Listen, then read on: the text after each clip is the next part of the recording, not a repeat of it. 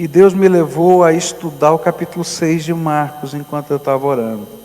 E à medida que eu ia lendo, parece que eu via a história dos discípulos refletida num cenário diferente na minha própria vida. E eu percebi que nesse capítulo, Marcos tenta nos mostrar como Jesus estava fortalecendo a fé dos seus discípulos em meio à jornada da vida, através de desafios espirituais que envolviam diferentes áreas da vida deles. E por isso eu gostaria de tentar aprender, junto com os discípulos, como os desafios de Jesus no meio da jornada da nossa vida ajudam-nos a compreender o sentido da fé e a entender a vontade de Deus para a nossa vida. E o primeiro desafio, se você olhar o capítulo 6, você vai encontrar vários desafios de Jesus para os discípulos. E eu quero começar a olhar para esses desafios. O primeiro deles você vai encontrar a partir do versículo 7 até o verso 13, onde a Bíblia diz assim, Marcos capítulo 6, a partir do verso 7 até o verso 13. Ele chamou os 12 discípulos e os enviou 2 a 2, dando-lhes autoridade para expulsar espíritos maus. Deu ordem para não levarem nada na viagem, somente uma bengala para se apoiar. Não deveriam levar comida, nem sacola, nem dinheiro. Deviam calçar sandálias e não levar nenhuma túnica a mais. Disse ainda: quando vocês entrarem numa cidade, fiquem hospedados na casa em que forem recebidos até saírem daquela cidade. Mas se em algum lugar as pessoas não quiserem recebê-los, nem ouvi-los, vão embora.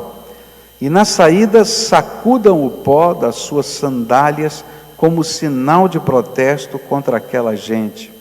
E então os discípulos foram e anunciaram que todos deviam se arrepender dos seus pecados. E eles expulsaram muitos demônios e curavam muitos doentes, pondo azeite na cabeça deles. Eu não sei se você consegue compreender a grandeza do desafio, da missão que Jesus estava passando para esses discípulos. Eu, por exemplo, tenho viajado muito, né? Então dentro da minha mala tem um kit de sobrevivência, porque eu já passei por muitas situações diferentes. Então, onde eu viajo, eu tenho o meu kit de sobrevivência. Eu tenho um pacotinho assim, que é um cobertor, desse tamanho assim, sabe aqueles que usa em pronto-socorro?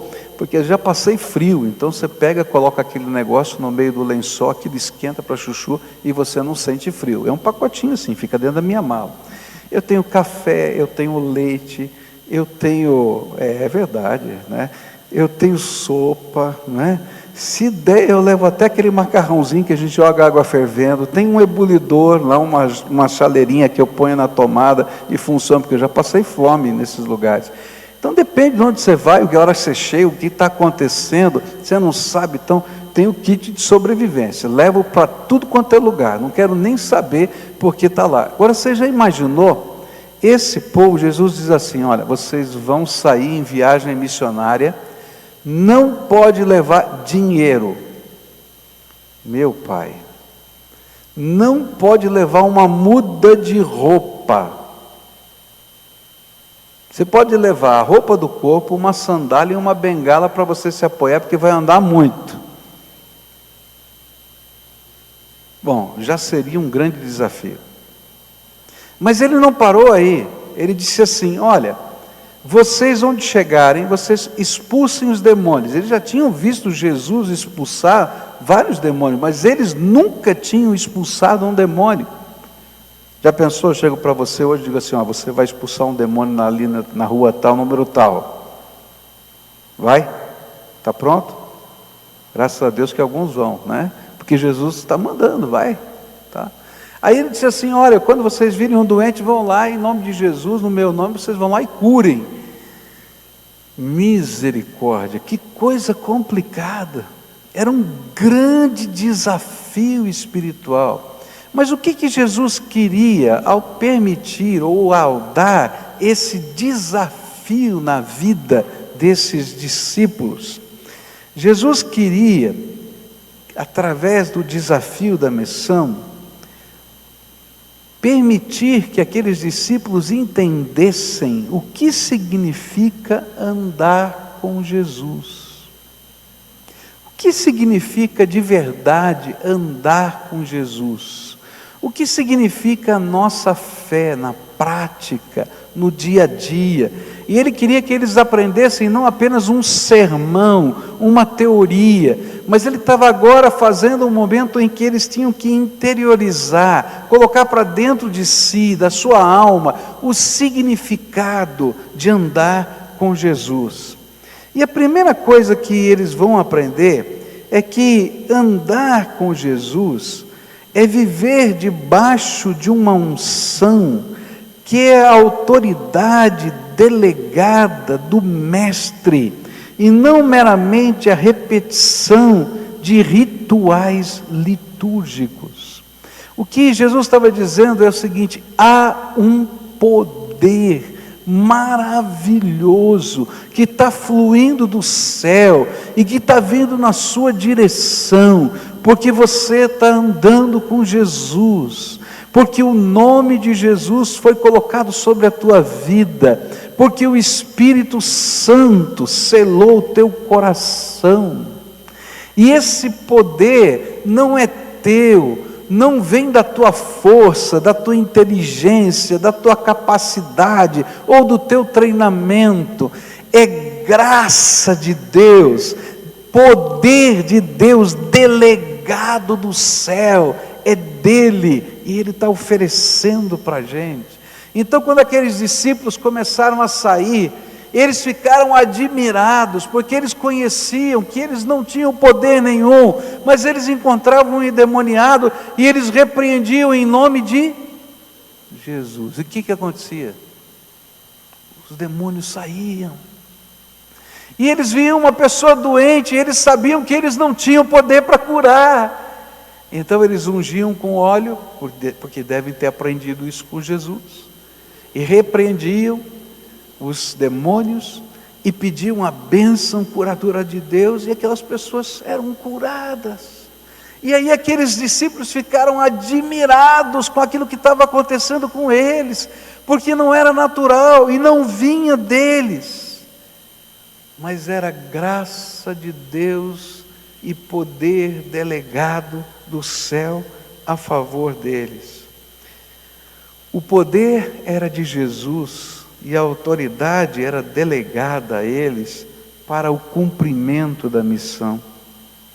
Era a presença espiritual de Jesus e de sua autoridade com eles que fazia com que os mesmos milagres que Jesus realizava quando estava presente do lado deles, agora acontecessem quando ele parecia estar ausente, através desses discípulos. E essa é a lição que Jesus quer que eu entenda e que você entenda. No dia em que você recebeu Jesus como Senhor e Salvador da tua vida, o Espírito Santo selou o teu coração, e Deus é o dono da tua vida, e Ele está te mandando a vários lugares diferentes, cada dia. Ele te manda para o seu trabalho, Ele manda lá para o seu condomínio, Ele manda para uma viagem missionária, Ele manda você porque Ele é o Senhor da tua vida. E esse Senhor colocou sobre você uma graça para você repartir com outras pessoas a respeito do poder e da misericórdia do Senhor.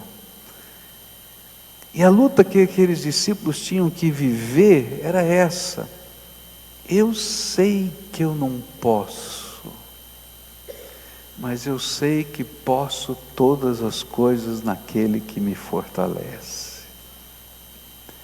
E todo dia eles tinham que dizer para eles mesmos: eu sei que não posso, mas eu sei que posso todas as coisas naquele que me fortalece.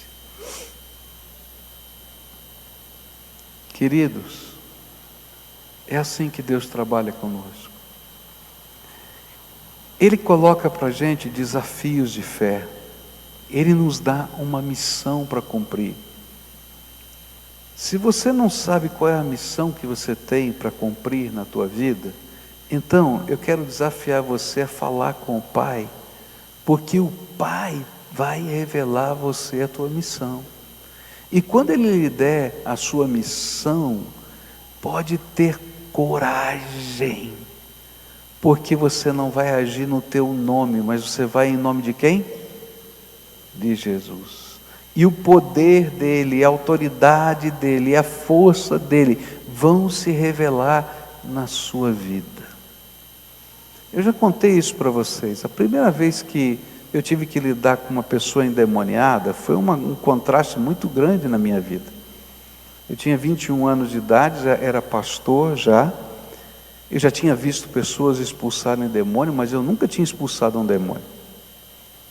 E aí se converteu uma senhora, começou num processo de conversão, uma senhora que vinha da Umbanda, e ela tinha um congar no fundo da sua casa, quintal da sua casa, da casa do seu pai, era um terreiro de Umbanda. Ela foi criada nesse contexto, e ela começou a viver uma experiência com Deus, ela começou a buscar a Deus, mas na medida que ela começou a buscar o Senhor, esses demônios que a possuíam fizeram ela ficar doente. Ela foi parar num hospital, e quando eu fui visitá-la no hospital, o Espírito Santo me falou muito claramente. Ele disse assim: olha, essa doença é demoníaca, você tem que repreender esses demônios. E eu fiquei pensando: e agora, Deus, o que eu faço? Eu estou aqui no hospital, se eu repreender, essa mulher começar a ter uma manifestação, vai ser uma confusão danada aqui. Como é que eu vou explicar para o médico, para o enfermeiro o que está acontecendo aqui? E eu fiquei pensando: Senhor, me dá sabedoria. E aí eu pensei assim: não, ela vai sair do hospital e eu vou na casa dela, eu vou repreender esses demônios. Falei para um diácono que era membro da nossa igreja, que me avisasse quando ela chegasse à casa dela, porque ele era vizinho, morava próximo dela, e era a pessoa que estava evangelizando. E no dia que ela saiu do hospital, nós fomos à casa dela. E quando cheguei lá, eu disse: olha, eu vim aqui porque eu fui visitá-la no hospital. Enquanto eu estava lá, o Espírito Santo falou claramente comigo que a doença que você está tendo não é doença, é um ataque de Satanás na tua vida, e eu quero repreender esses demônios. Ela ficou assustada, mas na hora que a gente começou a orar, aquela mulher teve uma manifestação demoníaca como eu nunca tinha visto. Ela começou a rolar por cima dos móveis da sala dela. Ela pulou, assim, não dá para explicar. Ela pulava de um lugar para o outro, assim, rolava. E eu falei: nossa Senhor, ela vai se machucar assim, do jeito que eu estou falando. Não estava entendendo nada, eu não sabia nada, nunca tinha feito curso de nada. Eu disse: Senhor, ela vai se machucar toda, tenha misericórdia, manda os teus anjos amarrar essa mulher aqui, para ela não se machucar. E aí aquela mulher caiu estatelada no chão, e a posição dela era a coisa mais estranha. Ela com os braços cruzados assim, fazia como se estivesse amarrada. E eu falei: nossa, que coisa tremenda. Não é que esse negócio funciona? Porque o poder não é nosso, é graça de Deus, é autoridade delegada, é unção do Espírito. E aí eu me lembro que ela estava deitada no chão, eu me reclinei para ela e falei: e agora, o que eu faço? Não sei. Aí falei bem baixinho no ouvido dela, porque esse é o meu jeito. Falei: em nome de Jesus, pode sair dela agora.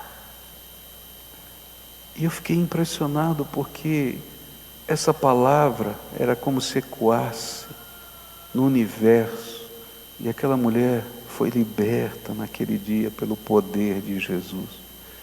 Eu creio que os discípulos sentiram o que eu senti, Eu saí daquela casa e disse: o que aconteceu aqui? E eu só podia glorificar Jesus, porque eu sei quem eu sou. Eu sou um pecador. Eu não posso absolutamente nada.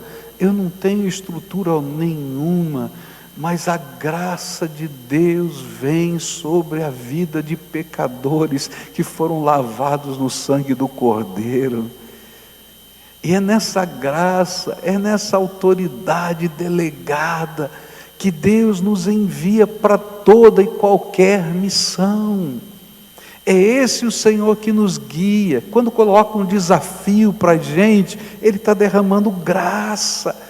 Eu não sei, eu não posso, eu não consigo, é verdade, mas eu vou em nome daquele que é o Todo-Poderoso e Ele pode. Essa é a palavra de Deus para nós aqui.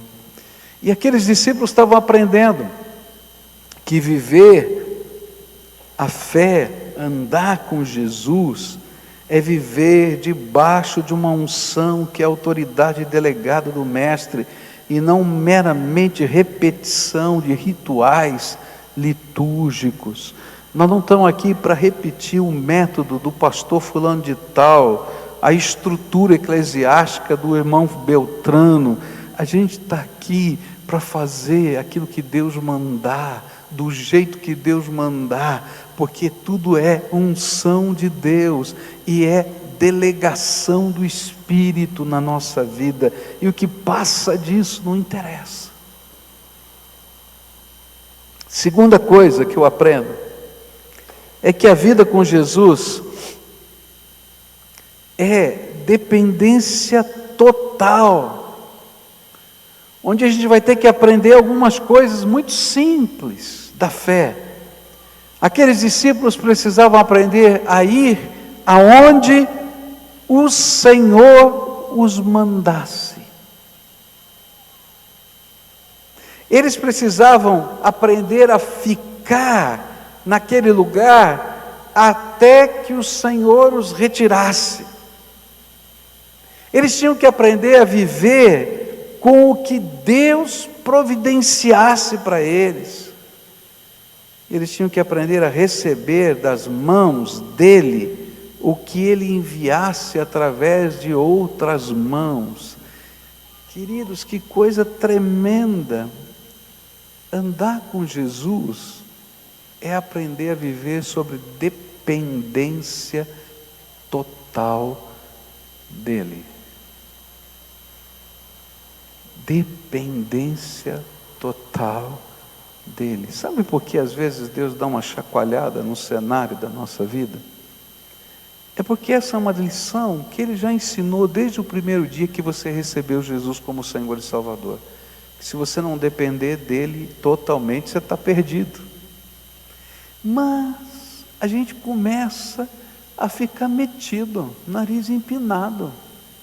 E a gente acha que tem áreas da vida que a gente tem o controle, que a gente sabe, que a gente pode, que a gente acontece, que a gente faz. E aí o Senhor diz: então fica aí um pouquinho sozinho para ver se você pode. E aí a gente descobre que a gente não pode absolutamente nada.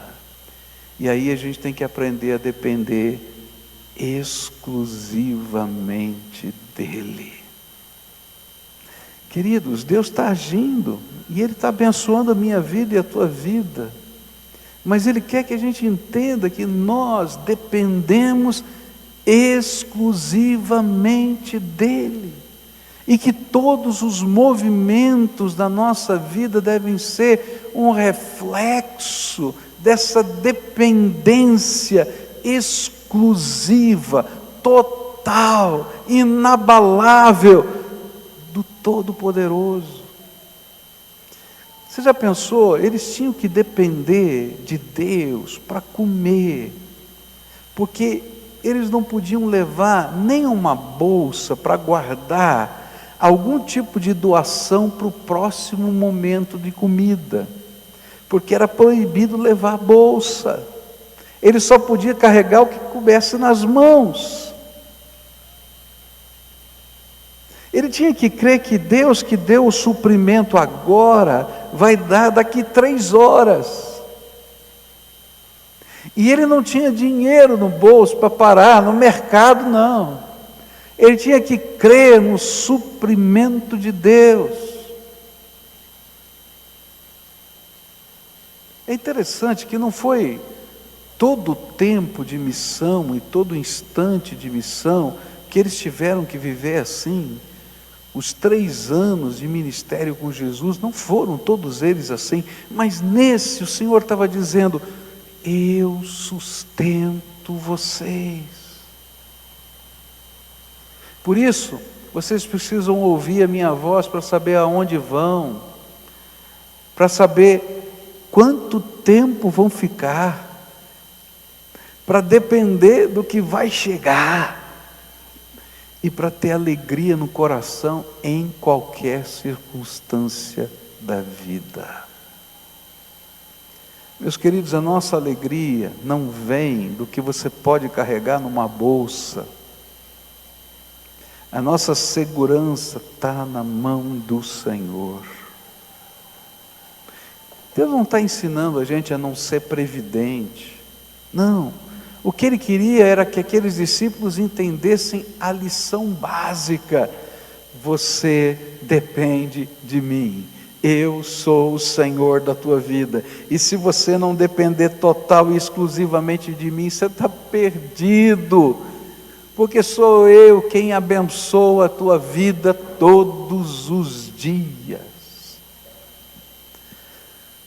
Quantas vezes na minha vida Deus teve que me ensinar que eu não dependo de nada a não ser da graça do Senhor na minha vida.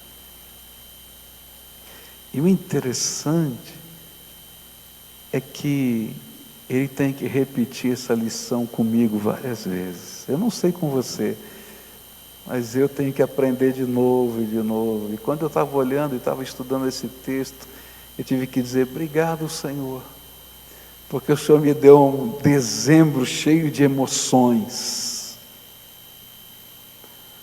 Porque, Senhor, a gente só pode fazer o que o Senhor quer que a gente faça, na unção do Senhor. E para fazer o que o Senhor quer que a gente faça, a gente só pode depender exclusivamente do Senhor. E então, às 4h da tarde do dia 20, de um meio que a gente não esperava que fosse o meio, Deus deu uma solução melhor do que aquela que a gente já tinha pensado. Como se estivesse dizendo: sou eu, não é mais ninguém. A graça vem do Senhor. E quando a gente aprende e reaprende e aprende de novo, porque é interessante, parece que muda o cenário e a gente tem que aprender a lição de novo, porque a essência não ficou guardada no nosso coração. Sabe o que é que me levou a estudar Marcos capítulo 6? Foi a história de Jesus andando pelas águas e os discípulos amedrontados. E aí Marcos chega no final e diz assim: eles não tinham entendido o milagre da multiplicação dos pães. E eu fiquei pensando: o que é que tem a ver multiplicação com os pães, com a tempestade no meio do mar da Galileia? Não estou entendendo nada. E aí comecei a ler tudo de novo para ver se eu entendia. Porque lá no fundo eles não tinham entendido quem era Jesus. E quando a gente entende quem é Jesus, o Senhor da nossa vida, tem que mudar a perspectiva da nossa confiança. E era isso que Jesus estava tentando ensinar para os seus discípulos, quem Ele era. Ele era o Senhor, o Salvador, o supridor da nossa vida. A terceira coisa que eu aprendo com esse texto é que a nossa mensagem sempre precisa ser um chamado ao arrependimento e à fé em Jesus.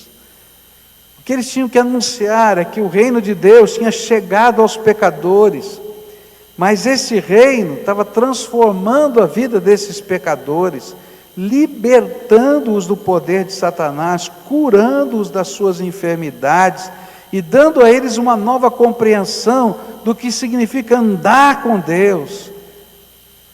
E esta mensagem era demonstrada pelo poder e pela graça. Por isso, as pessoas não podiam permanecer da mesma maneira como se encontravam antes de ouvir essa mensagem. Há uma mensagem que Deus quer que eu pregue, que você pregue. É uma mensagem que nos leva, ou leva as pessoas a viverem o que nós estamos aprendendo a viver. É que somos pecadores, que não temos todo o poder nas nossas mãos, que dependemos da graça de Deus e que somos tolos se não buscarmos essa graça. E essa mensagem precisa ser autenticada por aquilo que Deus está fazendo na nossa própria vida. Sabe por que todos nós somos convocados por Deus a anunciar a mensagem da fé? Não tem ninguém que seja isento dessa responsabilidade, porque essa graça tem sido derramada sobre a sua vida, e a maior mensagem não é aquilo que você fala, mas é a demonstração desse poder e dessa graça transformando a tua própria vida. Você é a visualização do que Deus está fazendo. E quando você ora, Deus está confirmando a palavra que você está anunciando através da resposta daquela oração. E quando você repreende Satanás, ele confirma aquela mensagem, libertando as pessoas cativas só por causa do poder dele delegado sobre a tua vida. E o que Jesus queria que nós entendêssemos é que nós temos uma mensagem, e essa mensagem é a mesma que a gente precisa viver: arrependimento e fé, andar com Jesus em todos os momentos da vida, conhecer o poder dele mais do que praticar uma liturgia, descobrir a grandeza da riqueza de Deus que está sendo derramada sobre nós. E se a gente não consegue entender, nem viver, então não vai pregar. Agora, se você está entendendo e está vivendo, você não consegue parar de falar. Então é muito fácil saber se você está entendendo e está vivendo, porque a Bíblia fala que a boca fala do que está cheio o coração. Então é muito fácil a gente saber do que está cheio o nosso coração. Do que é que você mais fala? Olha, se você só está criticando os outros, você está cheio de amargura. Não é verdade? Se você só fala de shopping, você está cheio de futilidade. Se você só fala de futebol, nem vou falar, porque agora tem um pecado maior ser corintiano, né? Estou brincando. Esse é despeito de palmeirense. Gente, do que a tua boca está cheia? Você está falando? Você só fala de dinheiro. Do que você está falando? Querido, se você está aprendendo a andar com Deus, e você está experimentando o poder de Deus, e as coisas surpreendentes de Deus estão acontecendo na tua vida, você só vai falar da graça. E sabe, você não vai só falar, você vai viver, você vai experimentar, você vai demonstrar, você vai ser a prova viva de que essa graça funciona. E às vezes a gente tem que dar uma parada para olhar do que está cheio do nosso coração. E o Senhor Jesus estava trabalhando com os seus discípulos para ver as lutas internas deles. Mas quando eles voltaram da missão, eles não paravam de falar. Olha lá para o texto. Eles estavam assim estupefatos por verem o poder de Deus e a graça de Jesus. Do que está cheio o teu coração, filho? Porque você se torna a mensagem do que está cheio o teu coração. E Jesus está dizendo, olha, deixa a mensagem que enche o teu coração ser a mensagem da vida eterna, do poder de Deus e da graça. Como? Busca. E quando a gente busca, a gente encontra. E Deus derrama a graça sobre nós. Eu quero caminhar para o final dessa primeira parte aqui. Ele vai dizer para aqueles discípulos enviando para essa missão, que o nosso estilo de vida e mensagem é um sinal de protesto profético de Deus para com aqueles que rejeitam a mensagem. É interessante que Jesus disse o seguinte, você chega na cidade e começa a pregar, e se eles não quiserem ouvir, você vai embora, mas antes de sair da cidade, você tira a sandália e bate o pó daquela terra, para não ficar nem no teu sapato, como um sinal de protesto, de que Deus está sendo rejeitado. E o que ele está dizendo é que toda vez que a gente estiver anunciando a mensagem do Evangelho, mesmo que sinais e maravilhas aconteçam, vai ter gente dura de coração que não vai querer ouvir. Mas a tua vida vai ser um sinal de protesto profético de Deus na vida daquelas pessoas. Porque a Bíblia diz que elas se tornam indesculpáveis por rejeitarem o poder salvador de Jesus. E de alguma maneira, nós somos esse testemunho profético de que Deus está salvando. E se alguém está querendo ir para o inferno, está querendo ir por escolha própria, porque Deus já providenciou todos os meios para a salvação. E por onde a gente passa, a gente deixa esse testemunho profético. A porta do céu está aberta, você quer entrar? Não, eu não quero. Então, eu não tenho responsabilidade, posso bater até o pó. Ainda que a gente ore outra vez, a gente peça de novo, a gente queira outra vez alcançar aquela vida, porque amamos pessoas, mas cada vez isso se torna um testemunho profético da dureza de coração daqueles que rejeitam a mensagem.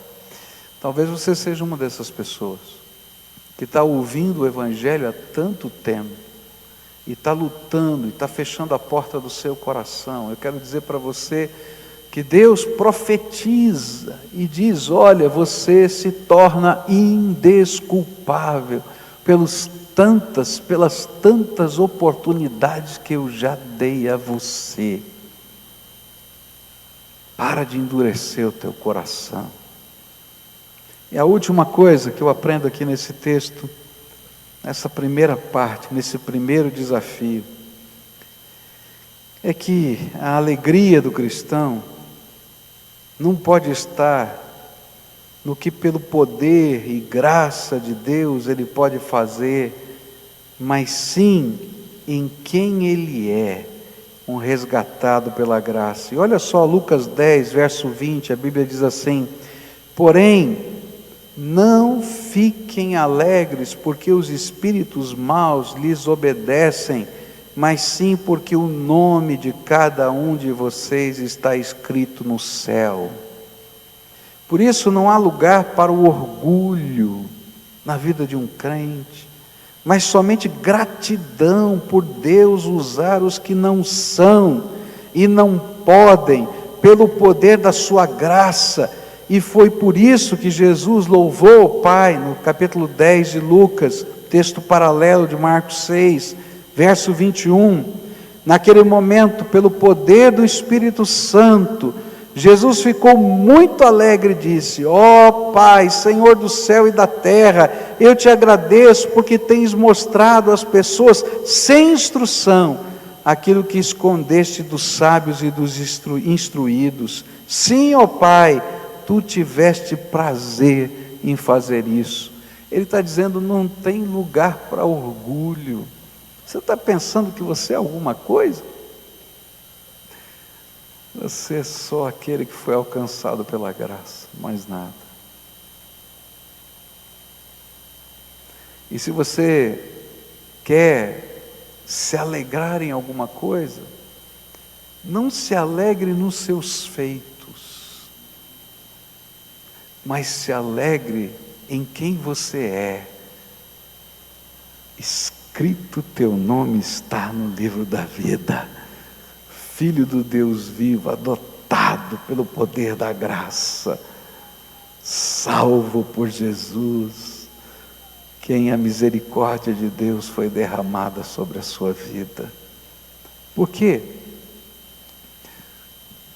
Porque essas histórias, esses feitos, se desvanecem diante da grandeza do Senhor, que nos tem dado a sua graça. Tudo mais vai passar. Vai passar. Mas aquela palavra de vida eterna escrita no livro da vida nunca vai passar por toda a eternidade. Nessa manhã eu queria orar com você. E quero convidar você para estar hoje à noite conosco. A gente vai ver o segundo desafio, o desafio da multiplicação dos pães. E a gente vai ver naquele desafio o que significa andar com Deus novamente. Vai mudar o cenário e Deus vai ter que mostrar, Jesus vai ter que mostrar de novo. É interessante como é isso. E no dia 31 eu quero falar sobre Jesus andando sobre as águas. E a gente vai falar sobre esse tempo que a gente pode andar sobre as águas, mas são desafios de Deus para a nossa vida. Não é tão fácil andar sobre as águas, não. Mas hoje eu queria falar com você.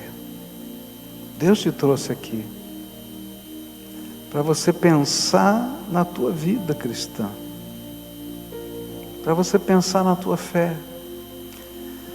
Certamente ao longo desses tempos de vida, especialmente no 2012, mas ao longo da tua vida, desafios de Deus têm surgido sobre você. E esses desafios têm um propósito: te ensinar a essência do significado de andar com Jesus. Alguns momentos a gente está até andando sobre as águas. Outros momentos, a gente afunda rapidamente.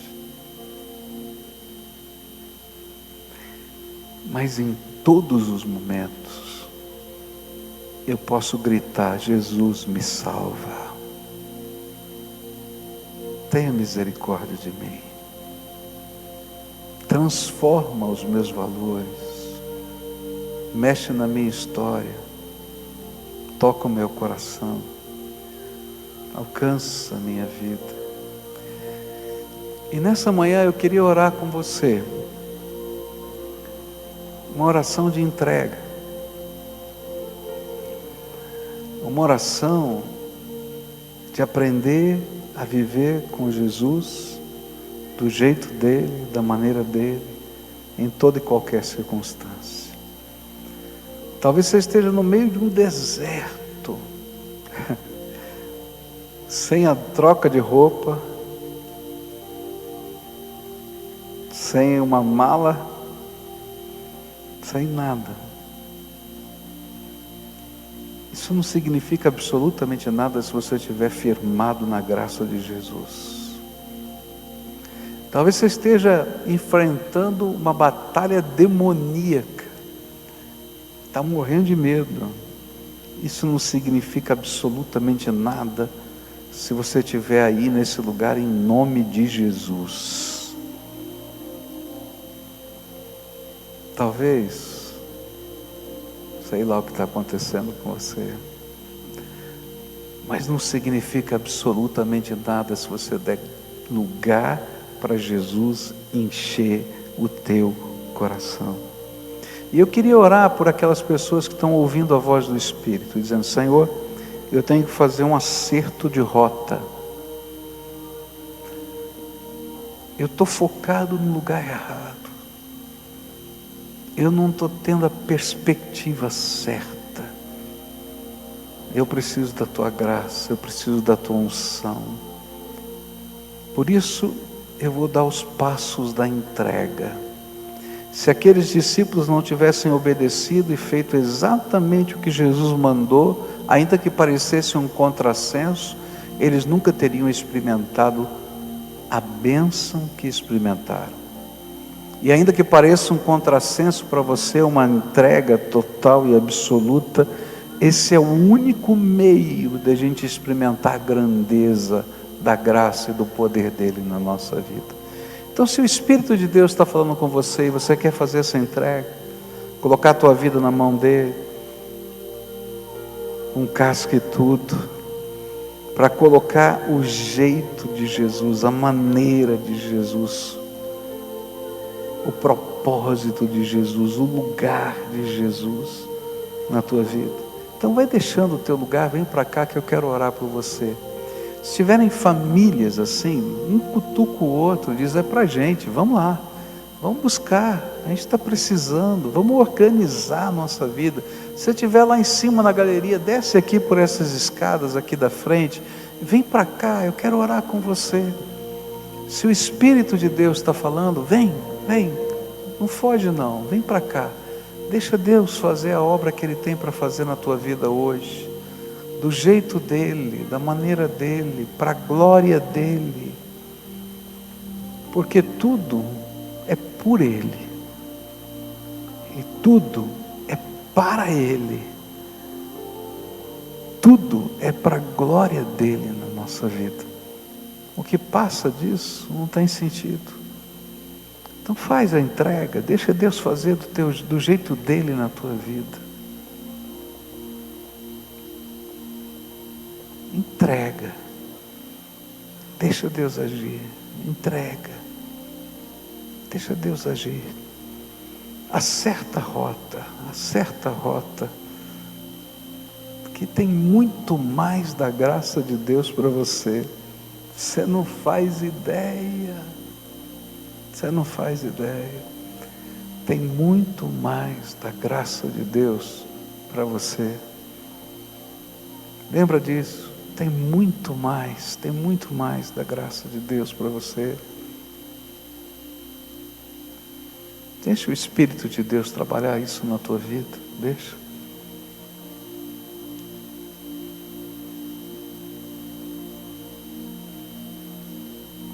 A gente vai orar juntos agora, tá?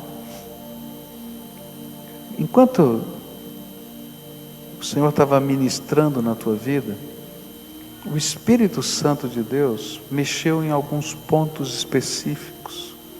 Esses eu não sei, só você sabe. Porque revelação do Espírito, o Espírito fala com você, não fala comigo, ele fala com você. Ele foi lá e mexeu em alguns pontos muito específicos que na tua mente eles estão claros. Esses são os primeiros que têm que ser entregues. Porque esses são os nossos pontos de resistência. A gente não quer que Deus mexa, a gente luta com Deus, e muito provavelmente são áreas que Deus está lutando com você há muito tempo. Está entendendo? Então agora, antes de eu orar por você, faz a entrega e diz: Senhor, eu ouvi a tua voz, o Senhor mexeu com isso. Eu quero dizer para você que esses são só as primeiras coisas, porque Deus quer toda a tua vida, Ele não quer só um pedaço. Ele vai pedir para você colocar toda a vida no altar, mas esses são os pontos de resistência. Então vamos depor as nossas armas hoje, tá? Eu não sei o que é, a dor que está no teu coração, a lembrança, o momento, a história, o contexto. Você sabe, só você e Deus sabe. Então agora é a tua oração. Faz a tua entrega. Senhor, eu ouvi a tua voz. O Senhor me falou isso. Eu entendi. E aí você vai usar a tua boca, baixinho, só para você e Deus. E diz: Senhor, estou colocando isso aqui nas tuas mãos. Estou entregando. Fala com Ele.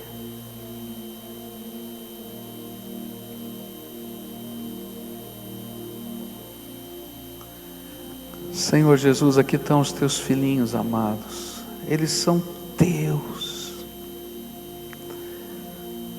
Ah, Pai, quanto o Senhor os ama. Como eles são importantes aos teus olhos. Como eles são preciosos. E o Senhor tem dito isso a eles de muitas maneiras diferentes. Mas há alguns obstáculos, Senhor, entre essa entrega, essa comunhão, esse caminhar contigo e na integralidade. E eles estão hoje diante do Senhor porque ouviram a tua voz dizendo: estou colocando no teu altar isso, Senhor. Alguns, Senhor, estão relutantes. Ainda estão relutantes. É como se a gente fosse colocar algo tão precioso e a mão da gente tremesse. Eles estão assim. E eu quero te pedir agora, Senhor, vem com as tuas mãos santas e segura nas mãos deles.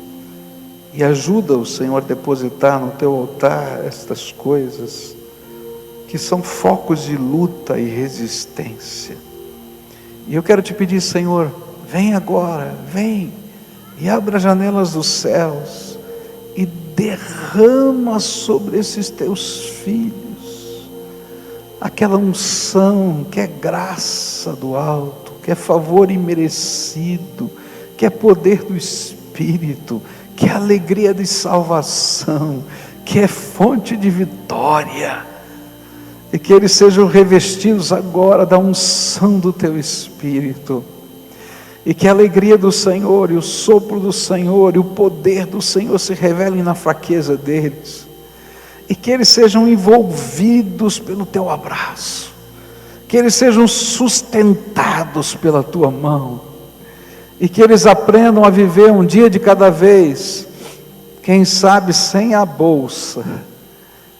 Quem sabe, Senhor, só com a roupa do corpo. Mas supridos pela tua graça. Ó Pai, revela o teu poder.